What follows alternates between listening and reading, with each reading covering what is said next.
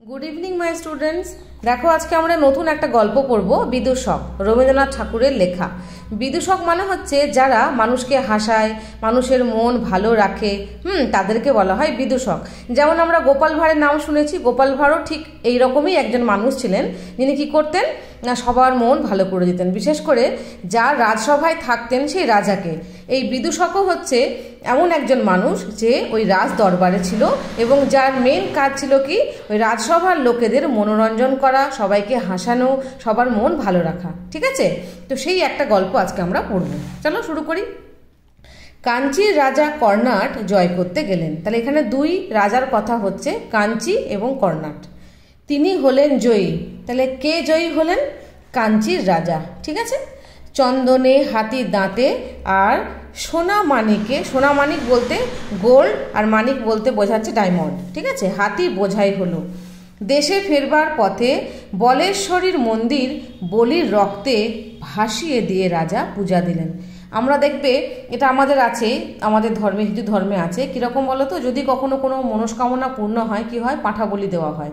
ঠিক সেই রকমই যেহেতু রাজা যুদ্ধে জয়লাভ করেছেন, এত এত সম্পত্তি, চন্দন, হাতির দাঁত, এগুলো খুব এক্সপেন্সিভ, সোনা মানিক সব যখন হাতি সব কিছু বোঝাই করে করে যখন আনা হচ্ছে নিজেদের দেশে, ফেরার পথে কি করলেন, বলেশ্বরী বলে একটি মন্দির আছে, সেই মন্দিরে যেহেতু রাজার মনস্কামনা পূর্ণ হয়েছে, তিনি জয়ী হয়েছেন, সেই জন্য বলি দিয়েছেন। সেটা বলি, সেটা বুঝতেই পারছো, হয় ছাগল বলি হবে বা কোনো পশু বলি হবে। সেই রক্তে ভাসিয়ে দিয়ে রাজা পুজো দিলেন। পূজা দিয়ে চলে আসছেন, গায়ে রক্ত বস্ত্র। কি হয়, যখন মানুষ পূজা আর্চা করে তখন কি হয়, তার যে পরিধান মানে যা পরে থাকে সেটা একটু অন্য ধরনের হয়, তাই না? রক্ত বস্ত্র পরেছে মানে লাল রঙের বস্ত্র, গলায় জবার মালা, কপালে রক্ত চন্দনের তিলক। রক্তচন্দন মানে কি বলো, চন্দন দু রকমের হয়, একটা হচ্ছে রক্তচন্দন আর একটা হচ্ছে শ্বেত চন্দন। ঠিক আছে, রক্তচন্দন মানে যে চন্দনের রংটা হয় লাল। ওকে, সেই তিলক যেরকম পুজো করলে যেমন হয়, মানুষ তিলক কাটে, গলায় মালা পরে, তাই না? গলায় তারপর দেখবে গায়ে সে দেখবে ওই হরে কৃষ্ণ লেখা চাদর থাকে না, নামাবলী বলে, তো সেই রকম ধরনের পরে থাকে। তো এই রাজাও তাই করেছেন, গায়ে রক্তবস্ত্র পরেছেন, গলায় জবা ফুলের মালা পরেছেন এবং কপালে রক্ত চন্দনের তিলক দিয়েছেন।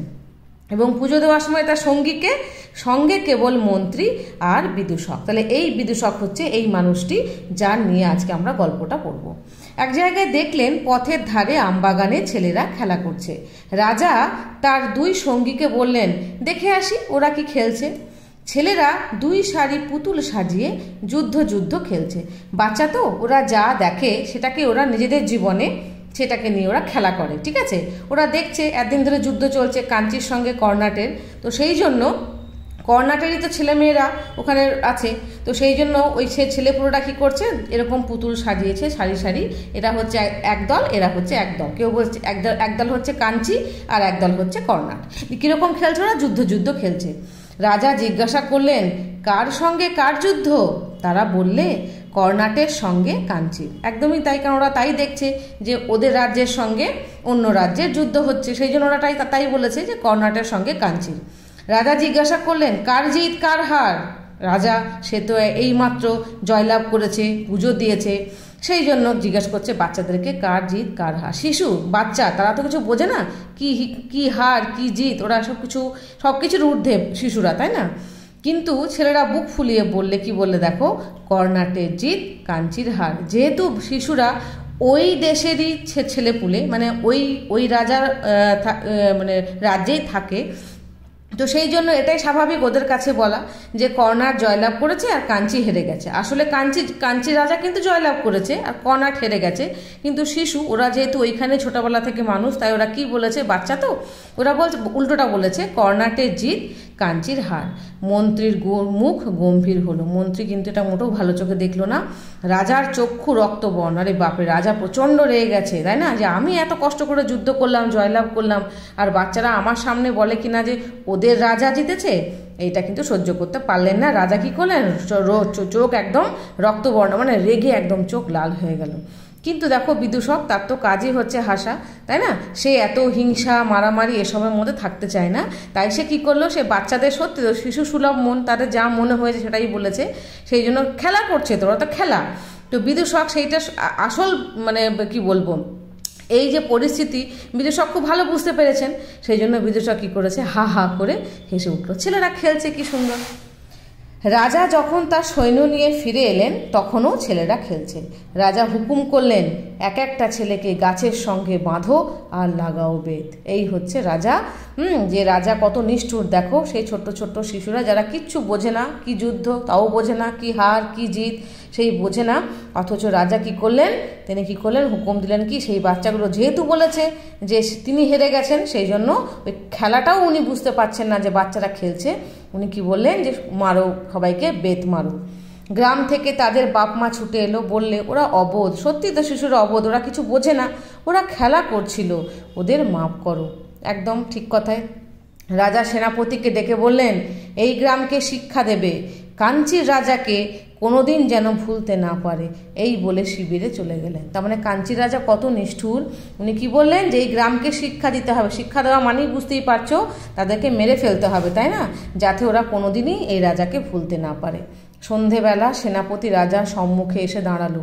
সেনাপতি এসে বলল, কি বলল দেখো, প্রণাম করে বললে, মহারাজ, শৃগাল কুকুর ছাড়া এই গ্রামে কারো মুখে শব্দ শুনতে পাবেন না। তার মানে কি, শুধুমাত্র ওই অবলা জীবজন্তু মানে শৃগাল মানে শিয়াল আর কুকুর ছাড়া এই গ্রামে আর কেউ বেঁচে নেই।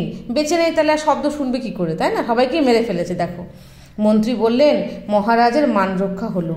মন্ত্রী কি বলল, যাক মহারাজের মান সম্মানটা বজায় থাকলো। ছোট্ট ছোট্ট শিশুকে, ওই নিরীহ গ্রামবাসীদেরকে মেরে মন্ত্রী কি বলছে দেখো, মহারাজের সম্মান রক্ষা হলো। আদৌ কি সম্মান রক্ষা হলো? এটা হচ্ছে কি নিষ্ঠুরতা, তাই না। যাই হোক, কিছু বলার নেই। পুরোহিত বললে, বিশ্বেশ্বরী মহারাজের সহায়। বিশ্বেশ্বরী মানে সেই যেখানে পুজো দিয়ে এসছে, সেই যে মন্দির, সেই সেই সেই সেই মাকে উদ্দেশ্য করে বলছে যে বিশ্বেশ্বরী মাতা মহারাজের সহায় হয়েছেন, তাই মহারাজ আজকে এত গ্রামকে শিক্ষা দিতে পেরেছে। আর বিদূষক কি বললেন দেখো, মহারাজ এবার আমাকে বিদায় দিন। সত্যি এই এত নিষ্ঠুর পরিবেশ, তাই না, যেখানে ছোট ছোট শিশুদের খেলা সেইটা মানুষ বুঝতে পারে না, যেখানে তাদের বাবা মারা ক্ষমা চাইছে এসে পরে যে বাচ্চারা অবোধ, তাদেরকে ক্ষমা করে দিন, ওরা কিছু বোঝে না, সেইখানে বোঝে না, সেইখানে বিদূষকের মানুষের কী প্রয়োজন, তাই না। এখানে মার দাঙ্গা, রক্ত, হিংসা, খুনোখুনি যেখানে জায়গা, সেখানে বিদূষকের মতো মানুষের তো কোনো প্রয়োজন নেই। রাজা বললেন, কেন? বিদূষক বললেন, আমি মারতেও পারি নে, কাটতেও পারি নে, বিধাতার প্রসাদে আমি কেবল হাসতে পারি। মহারাজের সভায় থাকলে আমি হাসতে ভুলে যাব।